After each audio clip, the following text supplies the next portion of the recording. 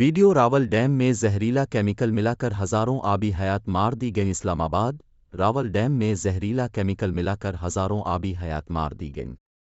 जहरीले केमिकल से बड़ी तादाद में मछलियाँ, आबी परिंदे, कछुए और दीगर आबी हयात हलाक हुईं।